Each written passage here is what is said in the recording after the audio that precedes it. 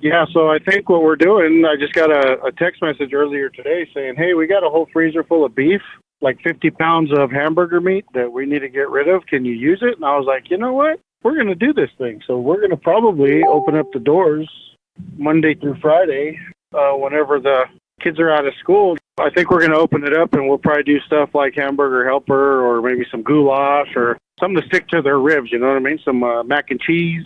Yeah, a lot of the kids, they only eat at school. You know, they eat breakfast at school, they eat lunch at school, and then... Well, I think that's a wonderful idea. When is that going to be starting, do you think? Well, it might be starting Tuesday. I'm going to see if I can round up some help and solidify that. I'll put it on social media. You'll see it on our Facebook page. See how many kids actually show up. I mean, it might be one, it might be 100. I don't know. How are things going at the Runner's Refuge in general? How's the population there? So what we found is that there's 3 different populations of homeless people that are out there. There's the ones that will never come. They're just comfortable at their campsite or, you know, with the whatever, staying with friends or whatever they're doing. They're fine with that. They'll never come. So we reach out to them every once in a while when we have extra food or things that we make extra that we'll go out there and we'll hand them a meal and just, you know, bless them with a meal, at least a hot meal. Try to do that as often as we can. And then there's another population that has animals, and we can't allow their animals to be there. So we can't have their dogs there. So they won't come either. And then we have the rest of them. And the rest of them, we could probably split into other categories too. But there's a lot of them that just want to flop. You know, they don't really want to get off the streets. They just want to flop. They just need a place to sleep off whatever they're on, and then they want to leave. Okay, fine, no problem. We can let them stay there for a few days, and that's about it. And then we have another population, like we have a guy there now that he's got a job, he's hustling, he's trying to set back some money so he can get his own place. He's motivated. He's doing everything that he can possibly to do it. The problem is that, you know, you can't live on the street and maintain a job. It's really kind of hard to do, especially even if you had a vehicle. It's a little easier, but otherwise you just can't do it. So he's been staying there going on 2 weeks now, which we're fine with that as long as he's showing progress. And one of our things on our mission statement is we want to help those who genuinely want help, and he genuinely wants help. He's staying clean and sober. He's got a job, like I said. He's able to, you know, he's going to be getting paid this week. Help him set back some money so he can stack some money back and be able to get into a place. Because honestly, it's hard to come up with first month's rent, deposit for your utilities, things like toilet paper and utensils and couches and all that kind of stuff. You know, it gets expensive. Absolutely. So we have, you know, anywhere from 3 to 6 people a night that are staying there, depending on the weather and who's coming through and who's you know, already stayed there for 3 or 4 nights, and then they have to leave because they just want to use that as a flop house or whatever. So we're an emergency overnight shelter. We're not a housing center. A lot of them have a misconception that we're housing homeless people, and we're not. We just can't. We can't sustain that. So it's been a little bit of a struggle to keep things going because there's a lot of drain on it, or some of the people just wanted to drain, you know, whatever they can get out of it. And that's fine. We'll help them as much as we can. We don't turn anybody away unless they've done something that, you know, has broken the rules. We have a lot of, not a lot, we just have some rules in place, you know, that they can't have any weapons. They got to be in at a certain time. They can't leave. I mean, we've had people stay there and then they order food. I'm like, well, if you have money to order food, you probably have money to get a hotel room or something, you know? Yeah, that would make me have to do a double take. Yeah. But otherwise, you know, it's going good. We're planning on opening up the other side. We just had an HVAC unit that was donated and a little bit of money we're going to put on the, basically the men's side where the chapel is in 2 separate sides. So the chapel was built and then they built onto the side of it. So there's a kitchen, a bathroom with a shower in it, a washer, and a place where there would be like a chow hall. But we're going to put the men over on that side. And then we'll use the other side for our education center, dream center, whatever you want to call it. We got 3 computers set up over there already with internet. We got a printer that we're going to get set up this week. Make sure all that's in working order. Because even on their phones, you know, they give them a phone. If they're on assistance, they give them a phone over at Cricket. But sometimes they can't even get on the government websites with that phone because it's restricted, or they can't print, or you can't fill out the forms. You need to print the forms and then send them in.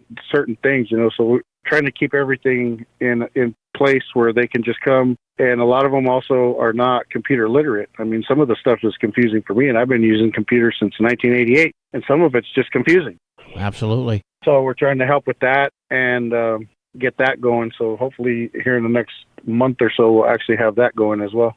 So, Rich, what is the Runners Refuge in need of right now as far as support from the community or volunteers? God honest truth, if we had 200 people that would commit to $35 a month, that would cover 3 staff positions.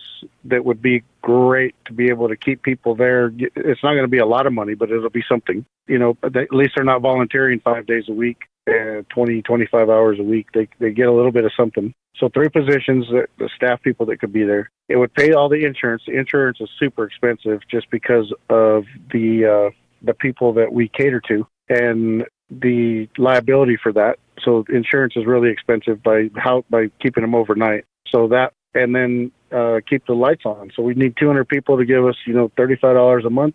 We'd be good to go. And we could actually just run everything. The community's been awesome as far as food and bedding and jackets and socks and hygiene products, all that stuff. We got that covered. But we still got to keep the lights on. We still got to keep the gas on. We still got to, pay the insurance, because if something happens, God forbid, what happens is, Anthony is homeless. Nobody cares about Anthony until Anthony gets hurt. And then people come out of the woodwork and they're trying to get to us because, you hurt him. I didn't hurt him. He got hurt while he was here, but I didn't hurt him. So that's where we're at as far as that goes. But we're still surviving. God's good. We're still surviving. Makes sense. And hopefully we can get some people to consider doing that with Runners Refuge. Only 200 people are needed to commit to a $35 a month donation. And how do they do that, Rich? Where do they go to make that donation happen? They can send it directly. We have a lot of people that contribute by check, and they send it directly to 601 Delaware, Alamogordo 88310, and they give us a check. We have a account here in Alamogordo that we use in Alamogordo, and they can send a check that way. They can also drop off cash if they need to. We can give them a receipt. Also, we have a website, runnersrefuge.org, and there's a little drop-down menu in there that talks about giving, and there's a specific spot in there for helping myself, which is I'm considered an urban missionary, so helping them pay my salary. And then there's also another spot in there where it just goes into the Alamogordo Fund in general. So your money stays in Alamogordo and in Otero County. So it doesn't go to, because we're based out of Texas, and there's nothing wrong with just putting it in the general fund. I'm not saying that, but if you really want your money to stay here, there's a specific spot where it'll get deposited directly into the bank account here. So there's multiple ways you can do it, and we're grateful for everything that we get. We've been getting some really good donations now at the end of the year from people that are obviously, trying to spend some money that they have, maybe some little extra. So we're going to get some stuff done. Like I said, we're going to get the HVAC unit put in. We just got a van that was donated by Mountain View Church, and we got that painted up with the Runners Refuge on the side. And we've got to get some flooring redone, some paint on the walls and things like that. So that's where we're at. All right, Rich. Before I let you go, is there anything else you want to share? I just want to share a bit of gratitude because, like I said, the community has been awesome. We always have those ones that are, not in my backyard, and that's fine. We can deal with those. But by and large, we have had some really, really, really good contributors to Runners Refuge, and I hope that they will continue. And I just want to say thank you so much, because all we are is a place that we can gather all these things. Like I just had a lady at church tell me today, she says, my neighbor, is really having a rough time. And this isn't something that we do specifically, but it's also something that we can do. And she says, well, we had to get rid of her couch because of whatever reason. And she's looking for a couch, and she really doesn't have any money to pay for it. She's kind of elderly. Well, I love how God works, because last week I picked up 7 couches.